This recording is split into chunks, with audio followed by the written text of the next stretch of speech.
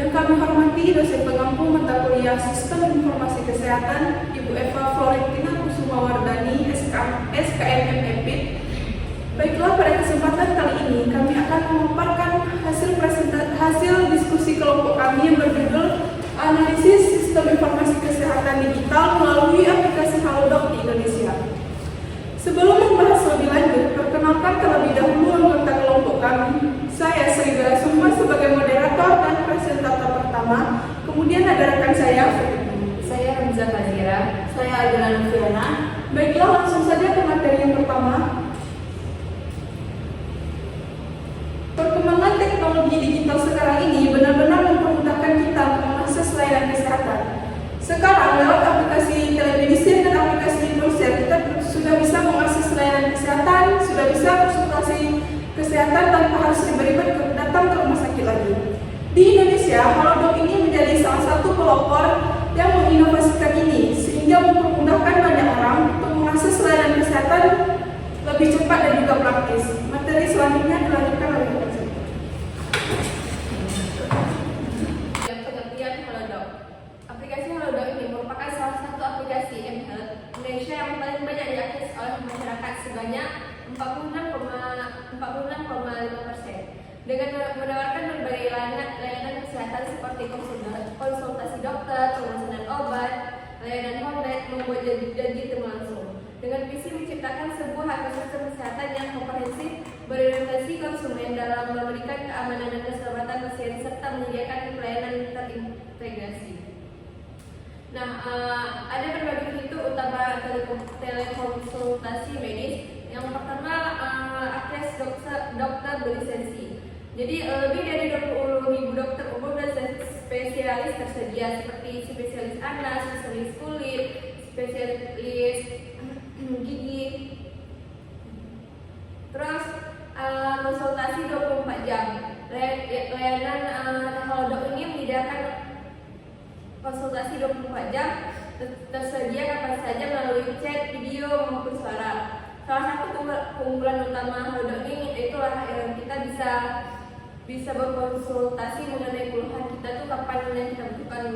Misalnya kita muncul gejala tiba-tiba, kita langsung bisa mendapatkan penanganan cepat seperti screening awal. Selanjutnya waktu tanggap cepat. Rata-rata tanggap dokter kurang dari 5 menit. Setelah kita membeli dokter dan melakukan pembayaran, dokter akan langsung merespon keluhan Anda, memberikan diagnosis awal, saran medis, bahkan resep obat yang bisa langsung ditebus secara online. Proses ini lebih jauh efisiensi dibandingkan harus antri di fasilitas kesehatan. Selanjutnya, jutaan konsultasi. Lebih dari 50 juta telekonsultasi dilakukan hingga tahun 2022. Nah, bisa kita lihat kepercayaan masyarakat itu terhadap layanan ini terus meningkat. Terbukti dari jutaan konsultasi yang telah dilakukan berbagai platform telemedicine di Indonesia. Nah, dengan semua keunggulan tersebut, layanan konsultasi dokter online ini berlisensi memberikan solusi praktis dan cepat, aman bagi siapa saja yang membutuhkan bantuan medis tanpa batasan waktu dan lokasi. Selanjutnya, dampak positif Halodoc. Dampak positif Halodoc itu yang pertama, jangkauan geografis luas, di mana berarti Halodoc ini mempunyai layanan hampir seluruh wilayah Indonesia. Tidak hanya di kota-kota besar, tapi juga sampai ke daerah-daerah terpencil.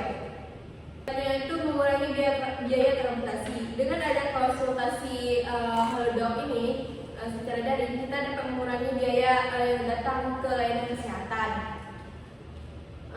Terus dampak positif selanjutnya itu layanan aplikasi Halodoc ini 24 jam. Kita bisa konsultasi pagi, siang, malam, kapan kita butuhkan. Selanjutnya akan dilanjutkan oleh rekan saya.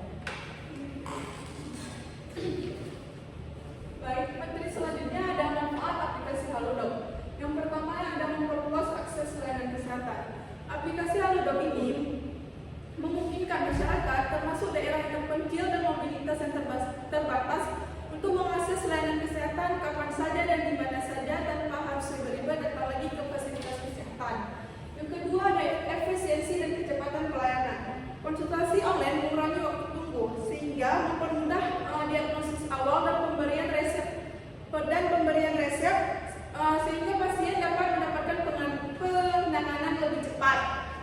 Ketiga adalah layanan terpadu dalam satu platform.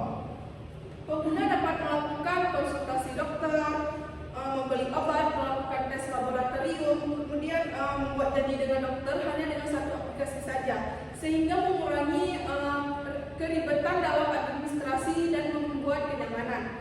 Yang keempat ada dukungan kesehatan mental khusus. Nah, fitur terapi kesehatan mental dan fitur layanan khusus seperti layanan lansia ini memberikan perhatian pada kebutuhan kesehatan yang lebih efektif dan juga spesifik. Yang keempat ada peningkatan kepatuhan dan monitoring kesehatan. Aplikasi Halodoc ini adanya fitur pengingat obat dan kesehatan lainnya sehingga membantu pasien dalam menjaga rutinitas minum obatnya dan memantau kesehatan secara lebih baik.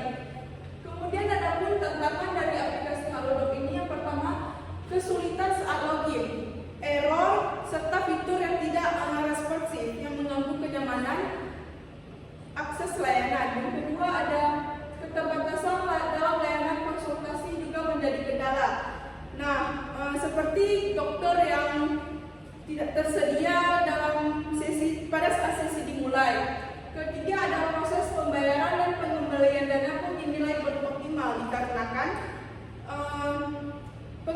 pengembalian dana ini dianggap rumit dan memakan waktu yang lebih lama. Yang terakhir ada keterlambatan dalam pengiriman obat serta tidak sedianya fitur konsultasi langsung dengan apoteker maupun dengan kurir yang mengantar obat tersebut. Selanjutnya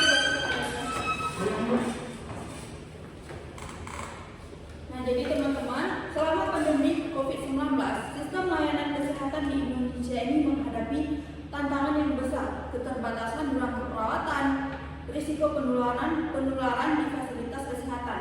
Halodoc ini hadir sebagai solusi inovatif berbasis aplikasi yang menghubungkan masyarakat mendapatkan layanan kesehatan tanpa harus ke rumah sakit.